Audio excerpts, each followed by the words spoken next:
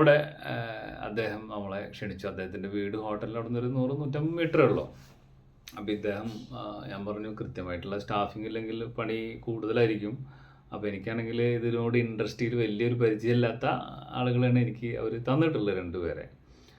അവർ ആദ്യമായിട്ടാണ്, അവർ വേറെ ജോലിക്ക് പോയിരുന്ന ആളുകളാണ്. അപ്പോൾ അതുകൊണ്ട് അവർക്ക് ഇത് ചെയ്യാനുള്ള എക്സ്പെർട്ടീസ് കുറയും ചെയ്യും. അങ്ങനെ ഓക്കെ ശരി നോക്കാം എന്നുള്ള അടിസ്ഥാനത്തിൽ, കാരണം അന്ന് കട്ടിങ്ങിന് ഒരു മെഷീൻ ഇല്ല, അരക്കണമെങ്കിൽ ചെറിയൊരു മിക്സി, ബാക്കിയുള്ള കാര്യങ്ങളൊക്കെ നമ്മൾ മാനുവലായിട്ട് ചെയ്യണം. അങ്ങനെ ഒരുപാട് കഷ്ടപ്പാടുകളുണ്ട്.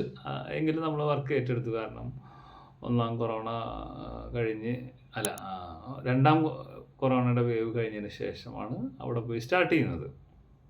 അങ്ങനെ ചെയ്തു. അപ്പോൾ ഇദ്ദേഹത്തിൻ്റെ ഞാൻ പറഞ്ഞു ഇഞ്ചി വെളുത്തുള്ളി ഇതൊക്കെ നന്നാക്കാൻ, സവാളൊക്കെ നന്നാക്കാൻ ആൾ വേണം.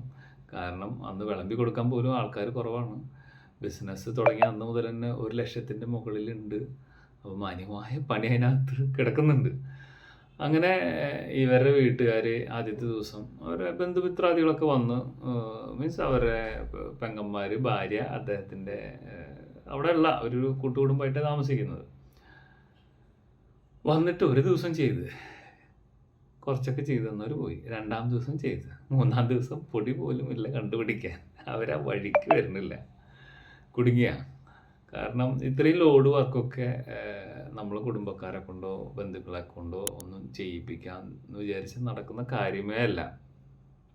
അതുപോലെ ഉള്ളവർ തന്നെ ശരി പിന്നെ കാണാൻ പറഞ്ഞിട്ട് ഓടി രക്ഷപ്പെടും. ഇന്നിപ്പോൾ പഴയ കല്യാണങ്ങളിലൊക്കെ കുടുംബക്കാരും ഫ്രണ്ട്സുകളാണ് വിളമ്പാനും ഇതിനൊക്കെ ഹെൽപ്പ് ചെയ്യാമെങ്കിൽ ഇന്നതൊക്കെ മാറിയിട്ട് അവനവൻ കാറ്ററിംഗ് യൂണിറ്റിനെ വെച്ചിട്ട് ചെയ്തിട്ടില്ലെങ്കിൽ പണി നടക്കൂല. അതാണ് അതിൻ്റെ ഒരു പ്രത്യേകത. അപ്പോൾ ഇതിൽ ഈ ബന്ധുക്കളെ അല്ലെങ്കിൽ ഉമ്മ അല്ലെങ്കിൽ ഭാര്യ ഇവരൊക്കെ എവിടെയെങ്കിലുമൊക്കെ ചെറിയൊരു രീതിയിൽ വല്ല ക്യാഷിലൊക്കെ ഇരുത്തുക, അങ്ങനെയൊക്കെയുള്ള ജോലികൾ ചെയ്യിക്കുക എന്നല്ലാതെ നമ്മൾ വൈഡായിട്ട് ഇവരെ കൊണ്ട് ജോലി ചെയ്യിപ്പിച്ച് മുന്നോട്ട് പോകാമെന്ന് വിചാരിച്ചു കഴിഞ്ഞാൽ അവർക്ക് ചെറുപ്പം മുതലേ ട്രെയിനിങ്ങും അതുപോലെ മാന്യമായ ശമ്പളവും അവർക്ക് ആ വിദ്യാഭ്യാസവും ആ ഒരു രൂപത്തിൽ ഒതുങ്ങി നിൽക്കാവുന്ന മാനസികാവസ്ഥയും ഉണ്ടെങ്കിലേ ഇവരൊക്കെ നിൽക്കുള്ളൂ. ഇല്ലെങ്കിൽ ഇവരൊന്നും നിൽക്കില്ല. ഇവരൊക്കെ 10 ദിവസം കഴിയുമ്പോൾ മടുക്കും. പിന്നെ അതുപോലെ സിസ്റ്റമാറ്റിക് ആണെങ്കിൽ മാത്രമാണ് അവരത് ഉൾക്കൊണ്ട് ചെയ്യുള്ളൂ, അല്ലെങ്കിൽ അവരത് ഉൾക്കൊള്ളില്ല. കാരണം ഇതിൻ്റെ വർക്ക് പീരീഡും ടൈമിങ്ങും, പിന്നെ പ്രത്യേകിച്ച് AC ഒന്നും ഇല്ലാത്ത റെസ്റ്റോറൻ്റ് ആണെങ്കിൽ, പ്രത്യേകിച്ച് കേരളത്തിൻ്റെ കാലാവസ്ഥ ആണെങ്കിൽ ശരിക്കും ഉഷ്ണിക്കും. പ്രത്യേകിച്ച് പണിയെടുത്ത് ശീലം കുറവാണ് ഇപ്പോൾ നമ്മുടെ പൊതുവായിട്ടുള്ളൊരു സമൂഹത്തിൻ്റെ നേച്ചർ അങ്ങനെയാണ് വരുന്നത്. അപ്പോൾ ഈ പണി വരുന്നതോട് കൂടിയിട്ട് ഇവരെല്ലാവരും ബാക്കടിക്കും. അപ്പോൾ ഇതിൻ്റേതായ സിസ്റ്റത്തിലൂടെ നമ്മൾ കൊണ്ടുപോയാൽ മാത്രമാണ് നമുക്ക് ഇതിനൊരു ബിഗ് സക്സസ് ആക്കി എടുക്കാൻ പറ്റുള്ളൂ. അതിൻ്റെ സയൻറ്റിഫിക് ആയിട്ടും സിസ്റ്റമാറ്റിക് ആയിട്ടും കാണുകയും ഉൾക്കൊള്ളുകയും. അപ്പോൾ ചിലർ പറയും എൻ്റെ ഭാര്യ ഭയങ്കരമായിട്ട് നല്ല സ്നാക്സുകൾ ഉണ്ടാക്കും, എത്ര ദിവസം ഉണ്ടാക്കും, അല്ലെങ്കിൽ എത്ര കടക്ക് ഉണ്ടാക്കും. അപ്പോൾ ഇതൊക്കെ ഭാര്യയ്ക്ക് അറിഞ്ഞോട്ടെ, പക്ഷെ അത് മറ്റുള്ള ആളുകളെ വെച്ചിട്ട് സിസ്റ്റമാറ്റിക് ആയിട്ട് അതിനെ വർക്ക് ചെയ്തിട്ടില്ലെങ്കിൽ പണിപ്പാളിയിരിക്കും. അപ്പോൾ പിന്നെ അത് മാത്രമല്ല, കുടുംബക്കാരാണ്. ബിസിനസ് കുറഞ്ഞാൽ ഇനിയിപ്പോൾ മാമനെ അമ്മാവനെ അല്ലെങ്കിൽ അങ്ങനെയുള്ള ആളുകളൊക്കെ വെച്ചാൽ സ്വഭാവം ശരിയില്ലെങ്കിൽ പുറത്ത് പോയിട്ട് നമ്മളെക്കുറിച്ച് നല്ല ന്യൂസുകൾ കൊടുക്കും, നല്ല പണിയായിരിക്കും പിന്നെ നമുക്ക് വരിക. അപ്പോൾ അതിന് എലിജിബിൾ ആയിട്ടുള്ള ആളാണെങ്കിൽ മാത്രമേ ആ ഒരു ഫീൽഡിലേക്ക് കൊണ്ടുവരാനും പാടുള്ളൂ. ഇല്ലെങ്കിൽ നമുക്ക് വേറെ രീതിയിലുള്ള പണി കിട്ടും. അതാണ് അതിൻ്റെ ഒരു രൂപം. അപ്പോൾ എന്ത് തന്നെ ചെയ്യുകയാണെങ്കിലും ഈ ഹോട്ടൽ ഇൻഡസ്ട്രിയിൽ ആരെ തന്നെ കൊണ്ടുവരികയാണെങ്കിലും ഇതിൻ്റെ കാര്യങ്ങൾ നിങ്ങൾക്ക് ആദ്യം നല്ല അവബോധം വേണം. എന്നിട്ടത് കൊണ്ടുവരുന്ന ആളോട് വളരെ വ്യക്തമായിട്ട് പറഞ്ഞ് മനസ്സിലാക്കണം. ഇതിങ്ങനെയാണ്, ശമ്പളം എങ്ങനെയാണ് എന്നുള്ളത് പറഞ്ഞിട്ട് ചെയ്തിട്ടില്ലെങ്കിൽ അവർ തോന്നിയ പോലെ വരും, തോന്നിയ സമയത്ത് പോകും, തോന്നിയ പോലെ കൈകാര്യങ്ങൾ ചെയ്യും, നമുക്ക് പണി കിട്ടും. അതാണ് അതിൻ്റെ ഒരു ഉൾവശം.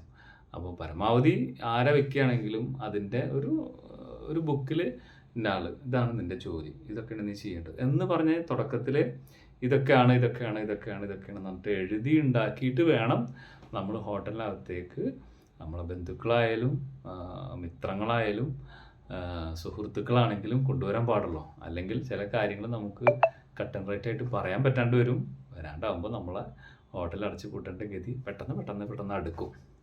ഓക്കെ, അപ്പോൾ ഇന്നത്തെ എപ്പിസോഡിൽ ഈ ഹോട്ടൽ നടത്തുന്ന ആളും കുടുംബവും പിന്നെ അതുപോലെ തന്നെ ഇത് ടൈം തീരല്ലാത്തൊരു പരിപാടിയാണ്. അതുകൊണ്ട് തന്നെ കുടുംബക്കാരുടെ അടുത്ത് പോവലും അല്ലെങ്കിൽ അവരായിട്ടുള്ള ബന്ധങ്ങളും ഇതിൻ്റെ ക്ഷീണം കാരണം സ്വന്തം ഭാര്യനെ പോലും മൈൻഡ് ചെയ്യാൻ ചിലപ്പോൾ പറ്റിയെന്ന് വരില്ല. അപ്പോൾ ഇതൊക്കെ സിസ്റ്റമാറ്റിക് ആയിട്ട് ചെയ്താൽ ഇതൊക്കെ വളരെ ഭംഗിയായിട്ട് ആസ്വദിച്ച് ചെയ്യാവുന്ന ഫീൽഡും കൂടിയാണ്. അപ്പോൾ ഇന്നത്തെ എപ്പിസോഡ് നമ്മളിവിടെ കംപ്ലീറ്റ് ചെയ്യാണ്. ഈ നമ്മളെ ചാനൽ സബ്സ്ക്രൈബ് ചെയ്യാത്തവർ സബ്സ്ക്രൈബ് ചെയ്യുക, ബെൽ ബട്ടൺ അടിക്കാത്തവർ അടിക്കുക. കാരണം എന്താ വെച്ച് കഴിഞ്ഞാൽ നല്ല അറിവുകളൊക്കെ നമ്മൾ ഒരിക്കൽ കണ്ടു, പിന്നെ നമ്മളത് സേവ് ചെയ്യാൻ പറ്റില്ല. അപ്പോൾ അതുകൊണ്ട് നമ്മൾ സബ്സ്ക്രൈബ് ചെയ്താൽ പുതിയ വീഡിയോസ് നമുക്ക് കാണാൻ പറ്റുകയും ചെയ്യും. പിന്നീട് അതിനെ അപ്ഡേറ്റ് ചെയ്യുമ്പോൾ നിങ്ങൾക്ക് പുതിയ വീഡിയോസ് കിട്ടുകയും ചെയ്യും. അപ്പോൾ പെട്ടെന്ന് തന്നെ നിങ്ങൾക്ക് ഇത് ലിങ്ക് ചെയ്യാനും അതുപോലെ തന്നെ ഈ അറിവുകൾ കൃത്യമാണെങ്കിൽ നിങ്ങൾക്ക് വളരെ വ്യക്തമായിട്ട് പ്ലാൻ ചെയ്യാനും പറ്റും. ഓക്കെ, അപ്പോൾ താങ്ക് യു ഫോർ വാച്ചിങ്.